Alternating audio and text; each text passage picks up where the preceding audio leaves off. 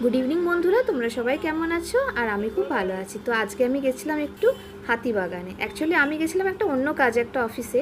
তো সেখান থেকে ফেরার পথে হাতিবাগানে ভাবলাম একটু ঘুরে যাই। তো এই দেখো কানের দুলগুলো কত সুন্দর ছিল। এখানে বড় বড়গুলো 100 টাকা, ছোটোগুলো 30 টাকা। আর এখানে ক্লিপ, টিপের পাতা, ব্যাগ সমস্ত কিছুই তো পাওয়া যায় হাতিবাগানে, জানোই। আর পুজোর জন্য এখন বেশি করে বিক্রি হচ্ছে, আরও যেন স্টক বেশি বেশি করে এনেছে।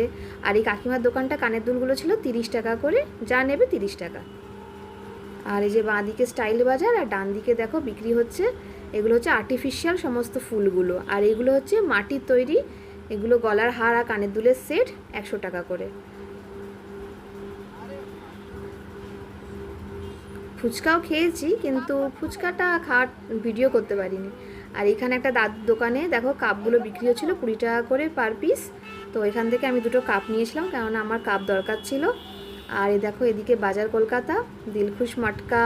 তোমরা কে কে দিলখুশ মটকা খেয়েছো আমাকে জানাবে কমেন্ট বক্সে। আর এম বাজার, আর এম বাজার, তারপরে স্টাইল বাজার, বাজার কলকাতা কোথাও ঢুকতে পারছি না, এত ভিড়। আমার দেখেই ভয় লাগছে, এত মানুষ ওখানে কেনাকাটা করছে, এই সময় প্রচুর ভিড়। তো এই দুপুরবেলার দিকে গেছিলাম, তখনই এত ভিড়, ওই জন্য আমি আর ঢুকিনি।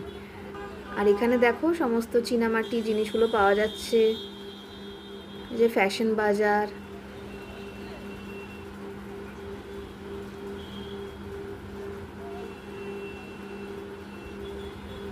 আর এখানে দেখো সব লং ড্রেসগুলো পাওয়া যাচ্ছিলো, এই যে এম বাজারের সামনেটায়। আর সেখানেও একটা বিড়ালকে ভিডিও করতে ছাড়িনি। আর সেনকো গোল্ডে একটু যাওয়ার ছিল, গেছিলামও, কিন্তু ওখানে ভিডিও করিনি, তার কারণ ওখানে ভিডিও করাটা রেস্ট্রিক্টেড।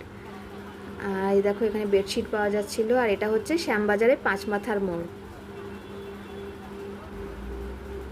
যে গোলবাড়ির বিখ্যাত কষা মাংস। আর এখানে আমি দাঁড়িয়ে আছি, এখানে রাস্তা ক্রস করব বলে দাঁড়িয়েছিলাম 5 মাথার মোড়ে।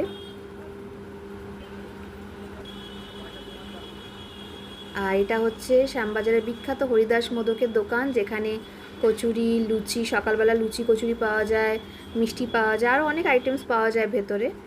আর আমি কি কিনেছি এবার তোমাদের দেখাচ্ছি। এই যে আমার হচ্ছে রুটি করার বেলনি আর চাকি আমার নষ্ট হয়ে গেছিলো বলে ওইটা কিনেছি। আর এই যে দুটো কাপ কিনেছি 20-40 টাকা দিয়ে এটা। আর এই দেখো আমার অবস্থা দেখো, ঘেমে নেই একেকার। যদিও ঘাম তোমরা ঠিক বুঝতে পারবে না, কারণ অটোতে করে এসেছি, তো আমার ঘাম শুকিয়ে গেছে। তো এবার যাচ্ছি আমি ফ্রেশ হতে, আবার অন্য একটা মিনি ব্লগ নিয়ে হাজির হব। ততক্ষণ টাটা।